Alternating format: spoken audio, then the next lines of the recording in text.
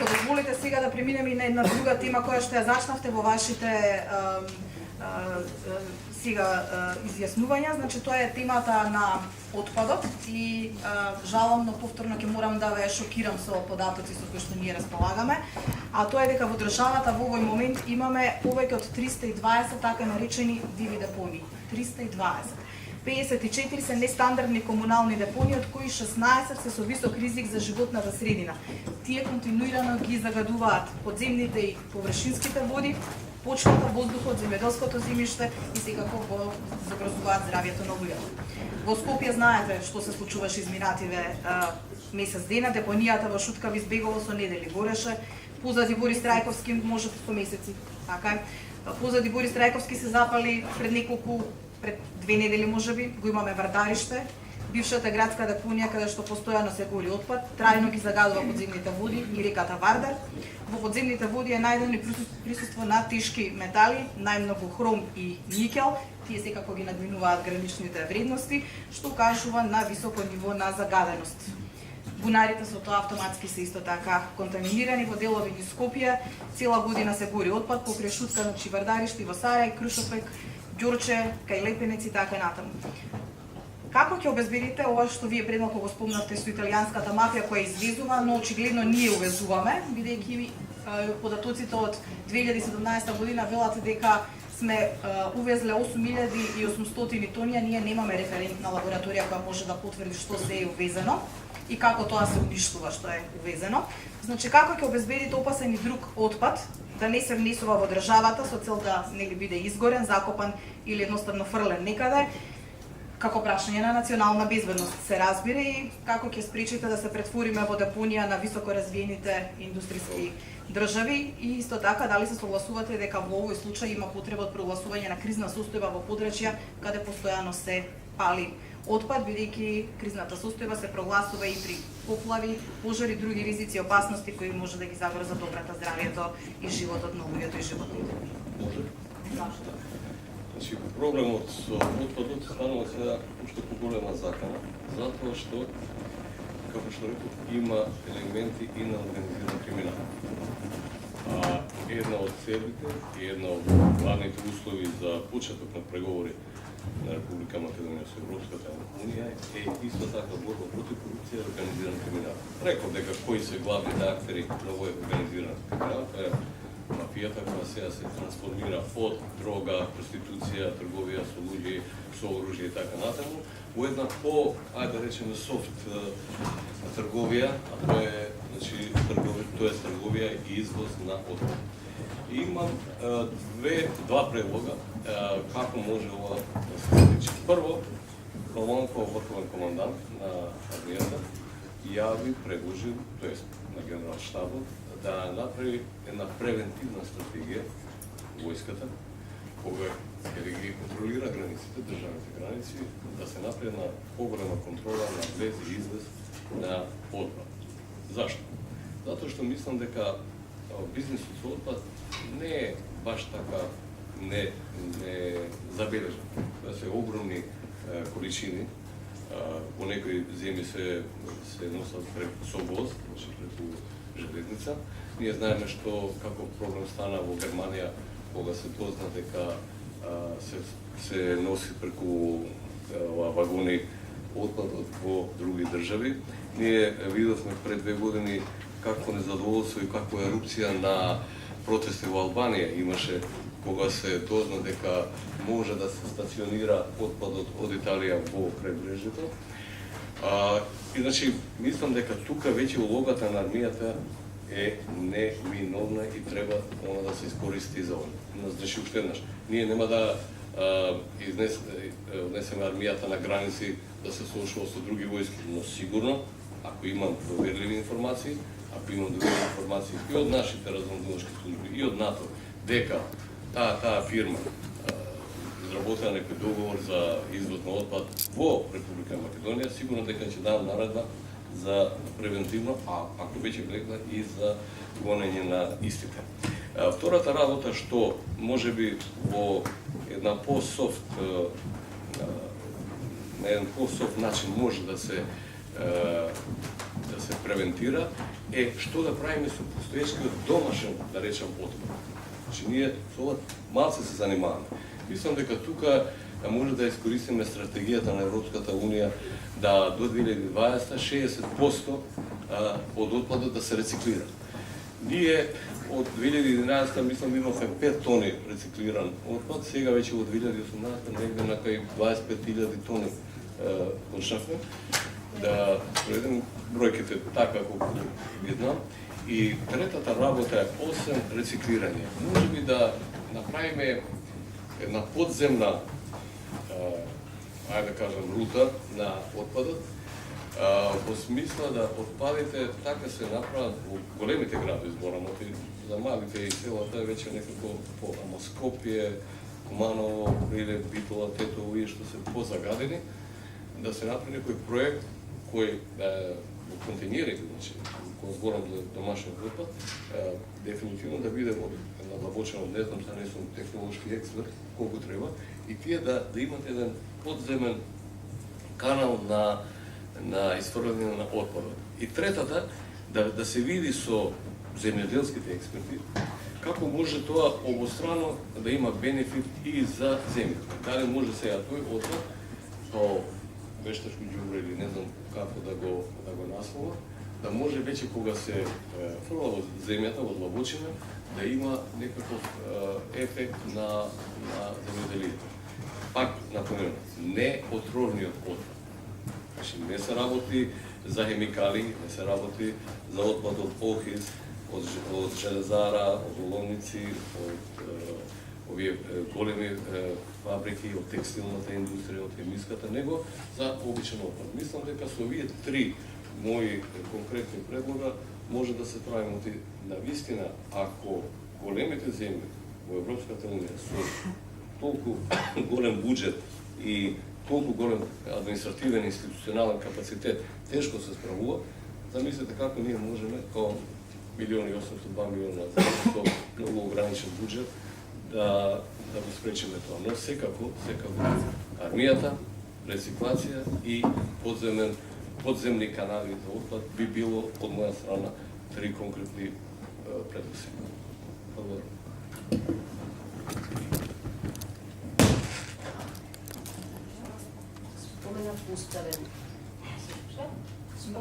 Споменав уставен инженеринг и споменав законска регулатива. Значи, мислам дека во Советот за безбедност во функција треба да седи и министерот за екологија. Ако е тоа клучната безбедносна дилема во мојата програма, тогаш нему му е место тама, може би за да одговара на прашањата на експертот што ќе седи во Советот за безбедност. Тоа е првото. Второто е стратегијата. Председателот се разбира, стои зад стратегијата, се разбира дека треба да предвиди и временска рамка, и методи, и начини во периодот на мандатот на председателот, точно имајќи ги во предвид овие европски стандарди 20-20-20, како ќе одиме, за ние да бидеме стандардизирани и во поглед на екологијата.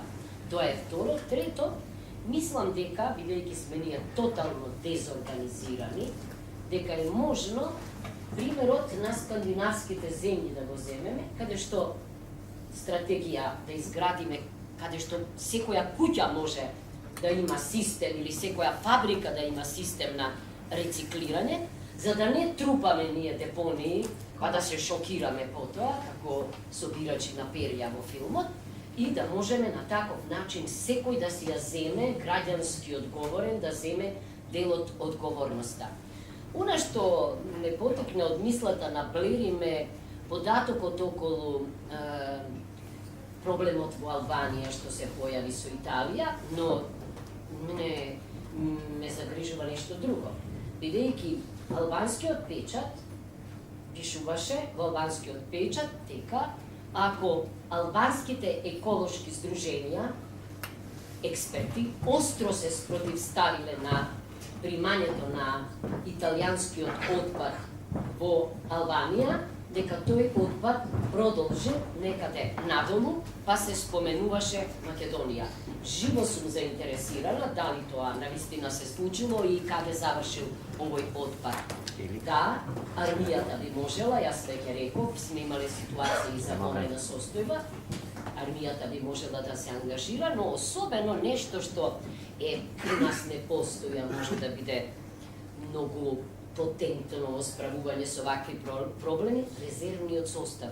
Ние немаме, ако не сте знаеле, предпоставувам дека тоа во светот исто така се користи за вакви ситуации. И последното, ако се сеќавате во Индија, Врховниот суд на Индија, неодамна, кога ние умиравме исто така овде за воздух, досуди фантастични казни за загадувачите. Крајно време е ние, исто така, во кривичниот закон, да внесеме посебни казни, зашто ова е закана по мојот и по вашиот живот, а бога ми и за министрите, бидејќи ние имаме импичмент за председателот ако го прекрши уставот, ама во светот има импичмент за министрите. Ние очигледно имаме министри кои не се одважија да поднесат оставка кога вие марширавте по улиците, а тие се криеа од новинарите. Значи, постапка на импичмент, значи кршење заради кршење на уставот, и постои за министри, постои за председател на собранија. Што е ако не кршење на уставот, темелна вредност, заштита на човековата средина и целиот оној дел за човековата средина. Така можеби ќе се европеизираме барем еколошки и ќе сватиме дека имаме друг избор. Иначе, ова е, ако преживееме до следниот мандат, ние, ја не знам дали имаме шанса да го дочекаме крајот на мандатот, ако вака чекаме регулативата да се... Мола? Фондовите на ЕУ, ако ги чекаме, извинете, тоа ќе биде за закопи. Мислам дека е тоа нешто што не треба да дозволиме да се појави. Благодарам. Бюджет има стотици милиони евра, а тоа е със сигурност суми за кои разговараме за да живееме во помала почиста животна средина, дека ги имаме од тука. Јас мислам дека живееме во заблуда во тој случај. Значи, еве само пар податоци од тоа што го знам од луѓе кои следат таа проблематика, овие филтри чувени што се да не ги именувам се индустријските капацитети кои ги знаеме сите како најголеми загадувачи, се тврди дека над 20 милиони евра чинат филтрите само за нивните оджаци. И тоа може да го направат. И тоа што станува со другите мали загадувачи, мали условно кажано, за кои ќе треба да речеме 500.000 евра да не ја загадуваат околина. Не збораме за окис или не знам за Макстил или за Југохром. Така што ја би бил среќен ако државата во буџетот може или стопанствениците кои загадуваат, фирмите кои загадуваат само од домашни извори да ги наоѓаат тие пари. Сигурно дека има ресурси, меѓутоа воопшто не би ги поценувал европските пари за кои знаеме дека се големи, особено во оваа сфера. И не треба воопшто да чекаме да станеме полноправна членка, може и сега, со паметни проекти, со добри апликации, со издржана аргументација да ги повлечеме тие фондови и преку регионална соработка и самите да се пријавиме, бидејќи сме веќе години земја кандидат за членство во Европската унија. Конкретно околу тоа дека дали може да се прогласи кризна состојба, дали треба, јас сум за. Се разбира, ако бидам во таа позиција, јас би не би имал никаква дилема да прогласам кризна состојба и во случај, на пример, конкретен на горе некоја депонија, било да е дива или да е легална. Во однос сакам да бидам на јасно, да кажам јасен став во однос на складирањето на отпадот и овој најлошиот нуклеарниот и било кој друг кој би дошол внатре, значи нема ни една пара за која би дозволил или би се согласил или би замижал таков отпад да дојде во нашава држава, бидејќи мислам дека не треба да си играме играчки со нашето здравје и да дозволиме да бидеме депонија на светот или на континентот за некакви пари, неко да знаете во такви ситуации, оние држави кои тоа го дозволуваат, најчесто африкански држави, не знам некои азијски држави, евентуално кои се екстремно сиромашни, тие пари не доаѓаат кај народот, доаѓаат кај мафиите кои тоа го работат, значи доаѓаат кај криминалните синдикати, кои ги соберат парите, може да си стотици милиони долари, меѓутоа обичен човек од тоа нема никаков фајда, практично не може не ни ги гледа тие работи. Јас мислам дека во делот на домашниот отпад е значајно да се зголемат ресурсите за негова рециклажа, Ono što го знам, имам случајно некои пријатели кои се бават со таа работа и знам дека, да не ги именувам, да не биде реклама за тие фирми, знам дека прават многу работа, направија многу работа изминативе 7-8 години. И според нивните сознанија, според нивните кажувања и објаснувања, постои огромно поле тука за работа, па дури велат дека и не треба енормна сума на пари да се вложи да ги имаме тие системи, најчесто локални или мали за рециклирање, но она што е домашно, се разбира за она што е од надвор, мислам дека ниту еден разумен човек, освен супер криминалец, било на власт, било во бизнес заедницата, би се согласил за пари да дозволи да бидеме ние депонија како држава и за пари да го трuje здравјето на својот народ, или влада која не дај Боже би се трзнала да прими пари за да складира нуклеарен отпад на своја територија и за кратко време што се вели да нема на кого да биде влада, да нема на кого да биде власт, бидејќи народот ќе испомре од таквата одвратна политика. Добро, дали да бидејќи е 5 минути до 5, дали може би да видиме, имаме и прашања, но имаме и ограничување со време. Што правиме?